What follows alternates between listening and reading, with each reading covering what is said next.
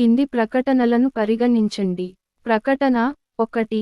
భారతదేశ ప్రభుత్వ రంగ ఆరోగ్య సంరక్షణ వ్యవస్థ పరిమిత నివారణ, ప్రోత్సాహక మరియు పునరావాస సంరక్షణతో నివారణ, సంరక్షణపై ఎక్కువగా దృష్టి సారిస్తుంది. ప్రకటన 2.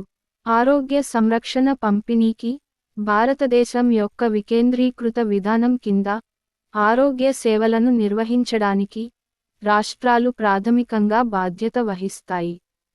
పైన పేర్కొన్న ప్రకటనలకు సంబంధించి కింది వాటిలో సరైనది ఏది? ఏ. ప్రకటనలు 1 మరియు 2 సరైనవి మరియు రెండో ప్రకటన 1కి సరైన వివరణ. బి. ప్రకటనలు 1 మరియు 2 సరైనవి మరియు ప్రకటన 1కి 2 సరైన వివరణ కాదు. సి. ప్రకటన 1 సరైనది కానీ ప్రకటన 2 తప్పు. డి. ప్రకటన 1 తప్పు కానీ రెండో ప్రకటన సరైనది.